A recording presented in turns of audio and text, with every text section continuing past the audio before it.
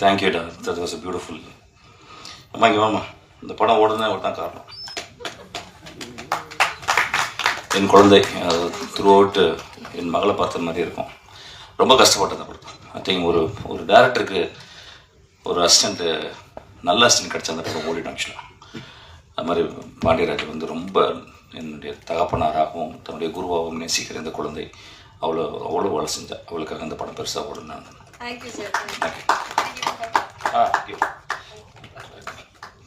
Super. தேங்க்யூடா. என்னடா பயங்கரமான இன்ட்ரடக்ஷனை கொடுத்த. லூசுன்னு சொல்லிக்கிட்டு இருக்காங்க, நீ சினிமா லூசுன்னு சொன்ன நீ. Okay fine. நான் ஆக்சுவலாக ப்ரெஸ் மீட்னு வச்சு செய்ய போகிறாங்க நம்மளை யாரும் நினச்சிருந்தேன்டா. இது ப்ரெஸ் மீட் சும்மா மேடையில் இதுக்கப்புறம் கேள்வியெல்லாம் இல்லை இருக்கா? ஆஹா, ஓகே. வணக்கம். First of all I want to thank Pandiarajan. ஒரு பெரிய 2 கிரேட் டி ஆக்டர்ஸ் அப்படின்னு சொன்னான். 2 பேர், ஜெயராம் சாரும் அம்மாவும் உருவசிம்மாவும். அவங்க கூட பெரிய கனவு தான் ஆக்சுவலாக. அவங்க வந்து ஒரு சூப்பரான இன்டெலிஜென்ஸ் உள்ள ஒரு ஆக்டர்ஸ். அவங்க கூட ஆக்ட் பண்ண வச்சது எனக்கு ரொம்ப ரொம்ப சந்தோஷம். நான் போன படத்தில் வந்து ஜெயராம் சாரை கூப்பிட்டேன், ஒரு கேரக்டர் பண்ணுங்க அப்படின்னு சொல்லிட்டு. உங்களுக்கு தெரியும் அது எப்படியாப்பட்ட கேரக்டராக இருக்குன்னு சொல்லிட்டு. சார் ரொம்ப அமைதியாக கேட்டுட்டு சிரிப்பில் நான் பண்ணல தம்பி அப்படின்னு சொல்லிட்டாரு. அந்த மாதிரி ஒரு கேரக்டர். ஸோ நானும் அப்படியே வந்துட்டேன். ரொம்ப சீரியஸாக சொன்ன கதை, ரொம்ப எட்ஜில். எப்படி இருந்தாலும் கதை சொன்னாலும் நம்பிடுவாங்க நான். பட் எத்தனை பேர்ட்டு கதை கேட்டுருப்பார் அவர் வந்து மாட்டேன்னு சொல்லிட்டாரு. அது ரொம்ப அழகாக சொன்னார். அதெல்லாம் முடித்த உடனே அடுத்த படம் ஆக்சுவலி சினிமாவில் அப்படி தான் ஒரு சின்சியராக. அது ஏன் ஒய் ஹீ இஸ் கிரேட்னா, நிறைய பேருக்கு சினிமாவில் வந்து நோ சொல்ல தெரியாது. சோஃபியா லாரனை வந்து சாப்ளின் ஒரு படத்தில் நடிக்க வைக்கிறார். அப்போ படம் முடிச்சுட்டு போகும்போது சோஃபியா லாரன் கேட்குறாங்க சாப்ளின்ட்டு, நான் என்ன திருத்திக்கணும் என் லைஃப்லன்னு கேட்குறாங்க லாஸ்ட் டே. அப்போ சாப்ளின் சொல்கிறாரு, you should learn how to say no அப்படின்றாரு. There are very very few people say no. Everybody say yes for everything. என் லைஃப்பில் நான் வந்து ரொம்ப ரொம்ப வாழ்க்கையில் ரொம்ப கஷ்டப்படல. வாழ்க்கை ரொம்ப அழகானது, சினிமா ரொம்ப ரொம்ப அலாதியானது. பட் சில நேரங்களில் மனசு ரொம்ப உடஞ்சி போகிறதுக்கு காரணம், நிறைய இடங்களில் எஸ் சொல்லிடுவேன். நோ சொல்ல வேண்டிய இடத்துல எஸ் சொல்லிடுறது. நான் நோ சொல்கிற ஆளுங்கள்லாம் ரொம்ப மரியாதை கொடுப்பேன், ரொம்ப அண்ணாந்து பார்ப்பேன். ஏன்னா it is about a conviction. It is about what I am, what I should do and what I should not do, what I must not do அப்படின்ற ஒரு கிளாரிட்டி. ஸோ சார் இந்த அன்றைக்கி வந்து ஒரு நோ சொன்னார், பியூட்டிஃபுல்லாக இருந்துச்சு. ஆக்சுவலாக அது ஒரு கிளாப் அடி ஃபங்க்ஷன், ஒரு நோ சொன்னதுக்காக.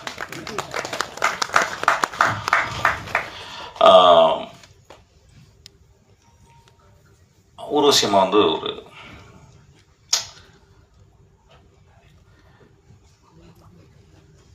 மூணு பேர் நல்லா நடிப்பாங்கன்னு நினைக்கிறேன். இது என்னுடைய தியரி. அது ஒன்று வந்து ரொம்ப நல்ல மனுஷன், இன்னொன்று ரொம்ப மோசமான மனுஷன். அந்த மனுஷி. இன்னொருத்தவங்க எதை பற்றியுமே கவலைப்படாத ஒரு ஆள். லைஃப்பை போகிற வாக்கில் அப்படியே எடுத்துக்கிறது. அப்படியேப்பட்ட 3வது கேட்டகரி தான் நான் வந்து அம்மாவை பார்க்குறேன். She never bother, she comes and takes. நான் அவங்களை ரொம்ப அப்சர்வ் பண்ணேன் அந்த படத்தில். She kept on improvising. ஒரு சீன் சொல்லுவாங்க, நானும் நடிக்கும்போது சார் நடிக்கும்போது, வெரி பியூரிட்டியான ஒரு ஹார்ட் நினைக்கிறேன் மம்மி, எனக்கு தெரியல ஆக்சுவலாக. நான் ரொம்ப நாளைக்கு அப்புறம் மம்மின்னு கூப்பிட்ட ஒரு நான் போய் பார்த்தோன்னே எனக்கு அப்படியே காலத்துட்டு போனேன். எவ்வளோ பெரிய கிஃப்ட்டு என் லைஃப்பில். நான் வந்து சாவித்திரி அம்மா காலில் தான் இவ்வளோ நினச்சேன், விழ முடியல. அதுக்கப்புறம் அம்மா காலில் விழுந்தேன். Such a sweetheart actually. ரொம்ப எங்கள் லைஃப்லாம் ரொம்ப நல்லா இருக்கிறதுக்கு காரணம் உங்கள் படங்கள்லாம் பார்த்ததாம்மா. Those movies gave us meaning. அதாவது அந்த கமல் சாருடைய அந்த என்ன படம் அது மறந்து போகிறது, மைக்கேல் காமராஜனில் அந்த ஒரு ஐ திங்க் ஒரு 2 நிமிஷம் 2 to 3 நிமிஷம் வரும்னு நினைக்கிறேன். 3க்கு அப்புறம் அந்த பாட்டு ஆரம்பிக்கும். ஐ திங்க் நான் இந்தியாவில் வந்து நான் வந்து ஒரு ஆக்டர்ஸ் வந்து ஆக்டிங்னா என்னன்னு தெரிஞ்சுக்கிட்ட ஒரு படம் வந்து காதலிக்க நேரங்களில் வந்து நாகேஷ் கதை சொல்லுவார், வந்து பாலையா கேட்பார். அது ஏன் கிரேட் ஆக்டிங்னா கிரேட் ஆக்டிங் நடந்திருக்கு. பட் ஆனால் ஒய் எக்ஸ்ட்ராடினரி ஆக்டிங் அப்படின்னா, ஒருத்தங்க நடிக்கும் போது ஆப்போசிட்டில் இருக்கவங்க எப்படி ரியாக்ட் பண்ணுறாங்க. The greatest acting is actually conflict கதையில் இருக்கும், அந்த ஆர்டிஸ்டை ஜெனரேட் பண்ணிப்பாங்க அந்த கான்ஃப்ளிக்ட். அதுதான் ரியல் ஆக்டிங். தே ப்ரிப்பேர். ஸ்டானிஸ்லாவ்ஸ்கி சொல்லுவார், ஆக்டர் ப்ரிப்பேர்ஸ். எனக்கு தெரிஞ்சது அவங்க 2 பேரும் அந்த மாதிரி புத்தகம்லாம் படிச்சிருக்க மாட்டாங்க. ஆனால் they prepared in such a way that you can even understand that it is actually happening. ஒரு சினிமாவில் ஒரு கேமராக்கு மேலே நடிக்கிறதுன்னு சொல்ல முடியாது அந்த அளவுக்கு. So it's meant to be a humour scene. எனக்கு அதுக்கப்புறம் நிறைய எக்ஸாம்பிள் சொல்லுவேன். அசிஸ்டன்ஸ் சொல்லும்போது வந்து அந்த படத்தை பாருங்கடா, நடிப்பு உங்களுக்கு சொல்லிக் கொடுக்கும், அந்த அதை பாருங்கள். நான் ஒரு ஐ திங்க் ஒரு மோர் தென் 100 times அதை பார்த்துருக்கேன். அதுக்கப்புறம் நான் 100 times பார்த்த ஒரு காட்சி வந்து கமல் சாரும் அம்மாவும் அந்த படத்தில் மைக்கேல் மதன காமராஜன் இல்லை அந்த படிக்கட்டு, நான் படிக்கட்டுன்னு சொல்வேன். The greatest acting. அது இறங்கி ஏறி அது ஒரு எக்ஸ்ட்ராடினரி சீன். அது வந்து கமல் சார் அவங்களும் பண்ணியிருப்பாங்க. I know that Kamal sir is a great writer and we don't say that is a extraordinary actor. ஆனால் அதில் ஒரு பிட்டு கமல் சாரோட அம்மா பண்ணியிருப்பாங்க.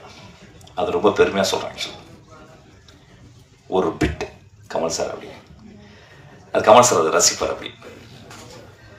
அந்த மாதிரி ஒரு ஏன்பா பேசுகிறீங்க, என்னப்பாச்சு, ஏன்பா நல்லா தானப்பா பேசிக்கிறேன். நான் சீரியஸாக பேசினாவே எங்கள் குச்சி வச்சுருந்தது. நான் எதாவது நடுவில் அதற்கு முழுக்க பேசினா ஒன்று சந்தோஷமாக கேட்பாங்க. Okay, so it's a meant for one other ஒரு கிரேட் ஆக்டிங். ஸோ அந்த அந்த அந்த அந்த படம் பார்த்துட்டு லயிச்சு போய் தான் கிட்டத்தட்ட நான் ஏன் சினிமாவுக்கு வந்தேன்னு கேட்டிங்கன்னா, அந்த ரூட்டில் அந்த ஒரு சீனும் காரணமாக இருக்குன்னு நினைக்கிறேன் ஆக்சுவலாக. ஸோ ஒரு எக்ஸ்ட்ராடனரியான ஒரு ஆக்டர்ஸ் கூட நான் வந்து ஒர்க் பண்ணது வந்து என்னுடைய லைஃப். எனக்கு தெரியல இனிமேல் ஒர்க் பண்ணுவேன்னு தெரில. ஐ திங்க் இந்த கிஃப்ட் எனக்கு போதுமா. எனக்கு I'm so thankful to you. அப்புறம் பாண்டியராஜன். பாண்டியை நான் ஒரு 12 வருஷமாக தெரியும். 12 வருஷமாக பாண்டி படங்கள் நான் நிறைய பார்த்ததில்லை, வழக்கம் போல. ஸோ அவன் வந்து எப்படியோ ஒரு ஃபங்க்ஷனில் பன்னீர் சோடா குடிக்கிற ஃபங்க்ஷனில் வந்து மீட் பண்ணி பன்னீர் சோடா குடிப்போம். ஏன்னா இப்போ தெரிஞ்சிச்சு, இப்போ ஏதாவது சொன்னால் எனக்கு முடக்க கோவப்படுறாங்க. இப்போ பன்னீர் சோடான்னு ஒரு கோடு வார்த்தை கண்டுபிடிச்சோம். ஆக்சுவலாக பன்னீர் சோடா குடிக்கிற ஃபங்க்ஷன்ஸில் நாங்கள் 2 பேரும் பன்னீர் சோடா குடிப்போம். அப்போ வந்து அப்படியே மெதுவாக ஃபஸ்ட்டு எனக்கு பிடிக்காது அவனுக்கு, எனக்கு தெரியும். லைட்டாக பெரிய மயிராட்டமே பேசிட்டு அப்படிங்கிற மாதிரி பார்ப்பான் அவன். ஏன்னா அவன் பெரிய மயிரம் ஆக்சுவலாக. அதனால் 2 மயிர் சேர்ந்தால் கொஞ்சம் சிக்காயிடும்ல, அதனால் அப்படி பார்ப்பான் அப்படியே. அப்புறம் அப்படியே மெதுவாக பழகும்போது இது இந்த ஆள் பரவாயில்லையா, கொஞ்சம் நல்ல மனுஷன் தான் போல், கொஞ்சம் பாவம் டொமுக்கு பார்ட்டி போல் அப்படின்னு நினச்சி அப்புறம் மெதுவாக வந்து பழகி அப்புறம் ஃபங்க்ஷனில் குடித்த பன்னீர் சோடா நான் வீட்டில் ஆஃபீஸில் வந்து குடித்தான். ஆக்சுவலாக ஆஃபீஸில் பார்த்தீங்கன்னா ஒரு 200 டைப் இருக்கும். ஆக்சுவலாக ஏய் நீ வராங்கடா 10 பசங்க வராங்கடான்னு சொல்லிட்டு அப்படி வந்து உட்காந்து இது பண்ணி ரொம்ப அன்பாகி பயங்கரமாக ஒரு 4வது பன்னீர் சோடா குடிக்கும்போது கட்டி பிடிச்சி ஒரு அழுக. சார் நீங்கள் ரொம்ப நல்லவராக இருக்கிறீங்க சார் அப்படின்னா. டேய் நாளைக்கு பன்னீர் சோடா வந்து குடிச்சு ஏப்பம் வந்த பர்கர்லாம் சொல்ல மாட்டேடா அப்படின்பேன். அப்புறம் அப்படியே பழகி அப்புறம் நான் உங்கள் ஆஃபீஸ்க்கு வரைக்கும் நான் பன்னீர் சோடா குடிக்க வந்தது இல்லை. அப்புறம் பன்னீர் சோடா தான் எங்கள் ஆஃபீஸ் தான் வருவாங்க. ஆக்சுவலாக தமிழ்நாட்டில் எல்லா டேரக்டரும் பன்னீர் சோடா குடிக்கிற ஒரே இடம் வந்து நாங்கள் தான் பன்னீர் சோடா பண்ணிகிட்டே இருக்கோம். ஆக்சுவலாக ஒரு ஆச்சு சோடா ஆச்சு. ஆமாம், எல்லா தமிழ்நாட்டில் இருக்க எல்லா டேரக்டர்ஸையும் பன்னீர் சோடா குடிக்க வச்சது. குடிக்காத ஆளுங்களும் உள்ள அலோவ் பண்ணுறது கிடையாது. பன்னீர் சோடா குடிச்சவங்க மட்டும் தான் உள்ளே வரணும் அப்படின்னு சொல்லியிருக்கு. இல்லைன்னா சங்கில் பன்னீர் சோடா வச்சு அப்படி நெஞ்சில் வச்சு அப்படி கொடுத்துருது. அப்படியே அப்படியே நெருங்கி it became very close to me. இல்லை நான் பேசுறது ஏன் அப்படின்னா, எனக்கு ரொம்ப சில ஃபங்க்ஷனில் போய் பேசும்போது ரொம்ப சீரியஸ். மதிப்பிற்குரிய மேடையில் வீட்டிற்கும் படத்தில் நான் வந்து ஒரு காட்சி பண்ணியிருக்கேன், அது ரொம்ப நன்றி. இப்படிலாம் பேசினா செத்துருவேன். ஆக்சுவலாக எங்கேயாவது போய் குதிச்சலாம் உங்களுக்கு. I really want to entertain. The very word entertain comes from tenure. Tenure to hold tightly. ஒரு சினிமாக்குள்ளே போகிறோம், தியேட்டருக்குள்ளே போகிறோம், it holds you tightly. You enter and holds. That's called entertain. So I think we have to talk something very interestingly. Otherwise, it's getting bored actually. So அந்த மாதிரி பன்னீர் குடிக்க வந்ததில்ல, அப்படியே நெருங்கி அப்புறம் 2 பாட்டிலில் பன்னீர் சோடா குடிச்சவங்க ஒரே கிளாஸில் பன்னீர் சோடா குடிச்ச 2 பேரும் ரொம்ப ஃப்ரெண்டாகி, அப்புறம் அவனை பற்றி நான் எதுவுமே கேட்டதில்லை, எதுவுமே தெரிஞ்சதில்லை. ஆனால் ஆளை பார்த்தாலே தெரிஞ்சிடும் எனக்கும் அவனுக்கு ஒரு சின்ன, இந்த சென்னை புழுதிகளில், இந்த சென்னை என்னும் நரகத்தில் அழகான கிராமங்களை, அழகான ஊர்களை விட்டு பிழைப்பு தேடி வந்த எத்தனையோ இருதயத்தை அடகு வைத்த மனிதர்களில் நானும் அவனும் ஒன்றுன்னு புரிஞ்சுக்கிட்டேன். அவன் அவனுடைய இளமை காலம் ரொம்ப கொடுமையான காலம் அப்படின்றது என்னை மாதிரி அவன் புரிஞ்சுக்கிட்டேன். அவர் நான் அதை கேட்க தேவையில்லை. ஏன்னா அவன் கண்களை பார்த்தாவே எனக்கு தெரியும், அவனுடைய உடம்பை பார்த்தா தெரியும், அவனுடைய பேச்சினுடைய மொழியினுடைய வேகத்தை பார்த்தா அவனுக்கு ஒரு 2 மணி நேரத்தில் வர சீட்டு இருக்கிற ஒரு நெருப்பு போல கக்குகிற ஒரு கோபத்தை பார்த்தோன்னு எனக்கு தெரியும் இந்த சென்னை அவனை என்ன பண்ணுச்சுன்னு. இது ஏன் சொல்கிறேன் அப்படின்னா நான் இந்த படத்தில் ஒர்க் பண்ணியிருக்கும்போது எங்கள் ஆஃபீஸில் ஒருத்தர் அவர் என் ஷூட்டிங் ஸ்பாட்டுக்கு வந்திருந்தார். பாண்டியை பக்கத்தில் பார்த்தாரு, பாண்டியை இப்படி பார்த்தேன். அப்புறம் நான் காரில் போகும்போது அவர் கூப்பிட்டு போனேன், ஏன்னா பாண்டிய உனக்கு தெரியுமா? உணர்ந்தார் சொன்னார், எனக்கு பாண்டி ஏவிஎம்மில் இருக்கும்போது தெரியும் அப்படின்னு சொன்னான். படம் வெளியே படம் இறங்கிட்டேன், வேலையை போச்சு அவனுக்கு. பாண்டி மன்னிச்சுக்கடா, பாண்டி ஒரு கிரேட்டஸ்ட் வாரியர். தமிழ் சினிமாவில் வறுமையிலிருந்தும் கஷ்டப்பட்டு வரவங்கள இந்த சமூகம் கேலி பண்ணிக்கிட்டே இருக்கும். ஆனால் எவன் வறுமையிலையும் அந்த வறுமையை பெருமையாக நினைத்து உழைத்து சினிமா போன்ற ஒரு பெரும் கனவுகளை விற்கும் ஒரு இடத்தில் நினைவுகளை விற்பவன் தான் பெரிய டாக்டர். அவங்க நினைவுகளை விற்றவன். ஆக்சுவலாக அந்த மனுஷனை ஆஃபீஸை விட்டு வெளியேற்றிக்கிட்டேன். இது ஏன் சொல்கிறேன் அப்படின்னா, சும்மா வரல சினிமாவுக்கு. நான் எப்பயுமே பாண்டியராஜனை ஒத்து பார்ப்பேன். என்ன பாண்டியராஜன் என்ன சிறப்பு? இப்போ மணிரத்னம் இருக்காரு, ரொம்ப விஷுவலாக இருக்கும். சேரன் படத்தில் ஒரு பெரிய நாணயமும் தர்மமும் இருக்கும். தியாகராஜன் குமாரராஜ படத்தில் ஒரு குவிக்கினஸ் இருக்கும். நீங்கள் மனிதர்களை நீங்கள் ப்ரிடிக்டே பண்ண முடியாது. கொட்டுக்காடியில் அவன் வாழ்ந்த மண்ணில் இருக்க சில நியாய அநியாயங்களை அவன் தலை நின்று பார்க்குற ஒரு தன்மை இருக்கும். ராமுடைய படத்தில் நாம் வாழ்க்கையை கார்பெட்டு போட்டு மூடி மறைக்கக்கூடிய ஒரு இடத்தை கார்பெட்டை விட்டுட்டு வெளியே எடுத்து காட்டுவான். இப்படி ஒவ்வொருத்தவங்க their specialised in the medium. Pandiarajan மொழி நான் பார்க்குறேன். அவனுக்கு ஒரே வார்த்தை, அவனுக்கு ஒரு பேர் வச்சுட்டான்னா அவனுக்கு அது பிடிச்சிருக்கு. ஸோ அவன் சின்ன வயசில் ரொம்ப மொழியை கவனிச்சிருக்கான். நான் பார்த்துக்கேன், ஒரு டேரக்டர் சிறந்து ஒரு சினிமாவில் ஒரு 20 வருஷம் ஒரு டேரக்டர் இருக்கான்னா அவன் ஏதோ ஸ்பெஷலிஸ்ட். ரீசெண்டாக ஒரு பியூட்டிஃபுல்லான புக்கு படிச்சுக்கிறேங்க, ஜிம் காலிங்ஸ்.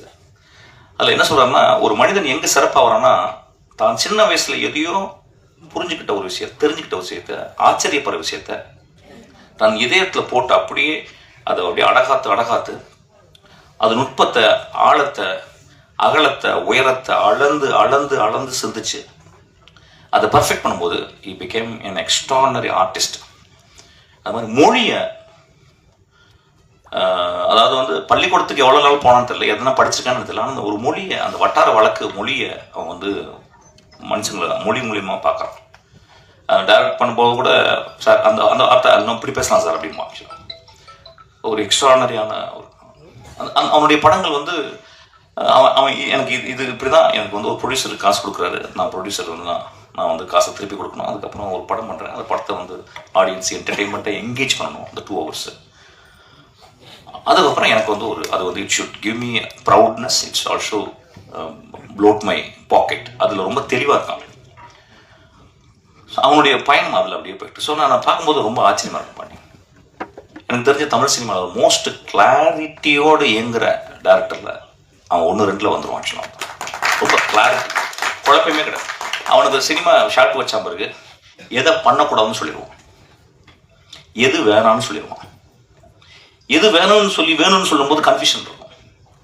இது வேணாம், அப்புறம் வேற என்ன அடிச்சிட்டியா போதுன்றோம். ஒரு டேக் மேலே போகிறதே கிடையாது. ஆக்சுவலி என்னை மாதிரி தான் கிட்டத்தட்ட ஒரு டேக் மேலே போகிறது கிடையாது. ஏன்னா அவன் எல்லாமே சொல்லி க்ளீனாக வச்சு புரிய வச்சான். அப்புறம் வெட்டரன் ஆக்டர்ஸ் எல்லாமே கிட்டத்தட்ட எல்லாமே அந்த குட்டிங்கெல்லாம் பயங்கர ஸ்மார்ட். நான் சொல்கிறேன் பேசுகிற குட்டி உங்களை நான் பேச நினச்சிக்கிறேங்க. ஸோ ரொம்ப சிம்பிளாக அப்படியே சொல்லி முடிச்சுட்டு ரொம்ப. ஸோ எனக்கு தெரிஞ்சு why Pandiarajan is able to take the shoot within the budget, within the days he allotted, அந்த ஸ்கெடியூலுக்குள்ளே எடுக்க முடிஞ்சு அப்படின்றது அது பாண்டியராஜன் யாருன்னா வந்து ஒரு தேனி மாதிரி சுறுசுறுப்பாக உட்காந்து அது வந்து கிட்டத்தட்ட ஒரு படம் என்ன பிளான் பண்ணி பட்ஜெட் பண்ணி என்ன ஸ்கெடியூல் பண்ணி அது போகிறோமோ அது முடிஞ்சிருந்தாவே படம் முடிச்ச உடனே படம் ஹிட் ஆயிருது. ஆக்சுவலாக ஒரு 10% மேலே இயர் அண்ட் தேர் ஒரு ஹைக் இருக்கலாம். ஆனால் பாண்டியராஜன் மட்டும் அது கூட இருக்காது. I think within the budget, within the schedule time, அது நடுவில் ஏதாவது ஒரு மழைகளை வந்தால் கூட நோ அக்கார்டிங்லி ஹி கன்வெர்ட்ஸ். ஒரு இடத்த எடுக்க முடியல அப்படின்னா வேறு இடத்துல அப்படி எடுத்துக்க மாட்டாங்க. So I think hats off to him. இந்த படத்தில் நான் ஒர்க் பண்ணும்போது கிட்டத்தட்ட என்னைய வந்து நான் அப்படி தான் பண்ணுவேன் கொஞ்சம். ஆனால் இவன் அளவுக்கு ஸ்ட்ரிக்டாக நான் பண்ண மாட்டேன் ஆக்சுவலாக. ஏன்னா அவன் காலையில் 6 மணிக்கு வந்து உட்காந்துடுறான் லாஸ்க்கு. இனி 6:30 மணிக்கு, நான் 6:30 மணிக்கு தான் தூங்க போவேன். அப்படி லைட்லாம் ஆஃப் பண்ணிட்டு வெளிச்சம் வரும், நான் கொஞ்சம் அந்த எல்லாம் பண்ணி நான் அப்போ தூங்க போவேன். அண்ணா எந்திரிச்சிட்டிங்களான்பான். டேய் இப்போ தானே தூங்க போகிறேன். அது ஒன்று தான் எனக்கு கஷ்டமாக இருந்துச்சு ஆக்சுவலாக. மிச்சபடி வந்தால் பிறகு வச்சு செஞ்சிருவான். கொஞ்சம் கூட ரெஸ்ட்டே கொடுக்க மாட்டான். லுங்கி கூட கரெக்டாக விட மாட்டான். கொஞ்சம் அவங்க லுங்கியோ அப்படியே நடிங்க சார் அப்படிம்பா. ஒரு நேச்சுரலாக இருக்குது சார் அப்படிம்பா. That much he works hard. நான் அப்படியே டோட்டலி ஆப்போசிட். நான் எல்லாம் ரெடி ஆகிட்டு அப்படியே அப்படி மெதுவாக இறங்குவேன். ஆக்சுவலாக தானு சாருக்கு இது ஃபோன் போகும், சார் டைரக்டர் இறங்கவே இல்லை சார் அப்படின்னா. அதுக்கு ஒரு 3 பேர் இருப்பாங்க எங்கள் ஆஃபீஸ் படிக்கட்டு அப்படி அந்த பக்கம். சார் காரில் ஏறவே இல்லை சார் அப்படின்னு. இப்போ எனக்கு நான் காரில் இருந்துச்சு இப்படி உட்காந்துட்டு இருக்கேன். ஒரு புக்கை படிப்பேன், ஒரு பாட்டு கேட்பேன், ஏதோ ஷாப்பிங் ஏதாவது கேட்பேன். அப்புறம் எனக்கு வந்து அக்கறை ஆகணும். ஒரு அந்த மெதுவாக வந்து ஒரு சின்ன ஒரு ஹேமர் மாதிரி தலையில் அடிக்கணும், ஒரு பெல் சத்தம் கேட்கணும். சத்தம் ரைட்டு போகலான்னு சொல்லிட்டு அப்படியே என்ன ஒரு 2 hours தான் ஒர்க் பண்ணுவேன். 4 hours தான் எனக்கு. அதுக்குள்ளே நடந்தால் போதும் அப்படின்ற மாதிரி. But Pandiarajan works 8 hours very sharply and he completes the movie. Hats off to him. Actually இந்த படத்தில் வந்து என்னை வந்து திடீர்னு ஒரு நாள் பன்னீர் சோடா குடிக்கல அன்றைக்கி. நான் சும்மா வந்தேன். அன்றைக்கி வந்து ரொம்ப சீரியஸான மதியானமே வந்துட்டான். ஏன்டா நைட் தானடா ஒரு இல்லைன்னா நான் வந்து ஒரு கதை சொல்லணும். சரி ஏதோ கதை சொல்ல போகிறோம். இதுக்கு முந்தி என்ன ஆச்சுன்னா தலைவன் கதை வந்து கதை சொன்னோம். அந்த படத்தில் வந்து நான் வந்து ஒரு 2 மேனேஜரை வேலை செஞ்சேன். ஒரு மேனேஜராக வந்து இவனுக்கும் விஜய் சேதுபதிக்கும் நடுவில் ஒரு சின்ன மேனேஜரை வேலை செஞ்சேன்.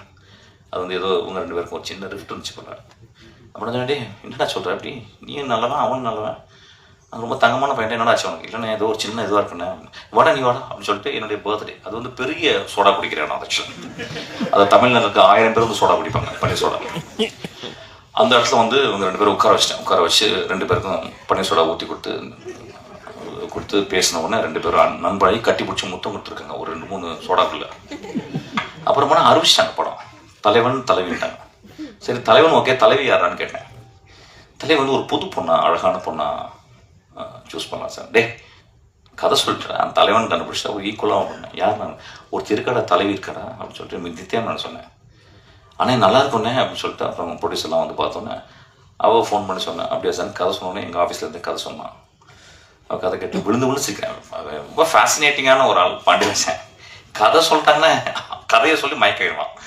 அவன் ஒன்று பயங்கரமாக சிரிச்சு என்ன அப்படின்னு சொல்லி கேட்டு அவள் ஒரு பாம் போட்டான். ஒரு பாம் அலறிட்டான். அவங்க ப்ரொடியூசர்ஸும் இல்லை வேணாம் ரொம்ப காசு நம்ம அலாட் பண்ண ப்ராஜெக்ட் அப்படின்னு நான் சொன்னேன். டே ஒரு எக்ஸ்ட்ரானரி ஆக்டர்ஸ் தான், don't go by your arithmetics, just see the talent. அப்புறம் கடைசியில் நெகோஷியேட்லாம் பண்ணி அவங்க ஒரு அமௌண்ட் சொன்னாங்க. ஒரு மாதம் கிட்டத்தட்ட நெகோஷியேட் பண்ணி இவங்க பயங்கரமாக நெகோஷியேட் பண்ணி கடைசியில் அவள் என்ன கேட்டாலும் அதே கொடுத்தாங்க. ஆக்சுவலாக அவள் அப்படித்தான் பண்ணிவிட்டு அப்புறம் அந்த படம் எனக்கு தெரியும் உள்ள வந்து. அதுக்கப்புறம் என்னையே கேட்டான், சார் நீங்கள் அந்த பொண்ணுக்கு அப்பாவாக நடிக்கணும் அப்படின்னு சொல்லி. ரொம்ப நல்லதுப்பா, அவள் என்ன கேட்டாலும் அதில் இன்ட்டு 2 போட்டுக்க அப்படின்னு. அப்படியே ஓன வந்தால் அதுக்கப்புறம் இந்த படத்தை தான் கதை சொல்ல வந்தான். எனக்கு because I don't want act, basically I don't want act. I want to stand behind the camera. I don't want to stand in front of the, because it gives me so much of freedom to be behind the camera actually. அப்புறம் இந்த படத்தில் வந்து நீங்கள் வந்து ஒரு கதை சொன்னோம். கதை தான் திருப்பி சொன்னோம். அப்படியே ஏமாற்றிக்கிட்டே இருக்கோம். ஒரு ஏமாற்றி கதை சொல்லியே ஏமாற்றிடுவான். அவன் வந்து சொன்ன உடனே டே நல்லா இருக்குடா அப்படின்னு. ஏன்னா என்னை மாதிரியே கதை சொல்கிறான், ஒரு த்ரில்லர் கதை. கொலைகளெல்லாம் நடக்குது. அப்புறம் என்ன டே என்னடா அப்படின்னு சொன்னேன். இல்லைண்ணே உங்களை மாதிரி இல்லைண்ணே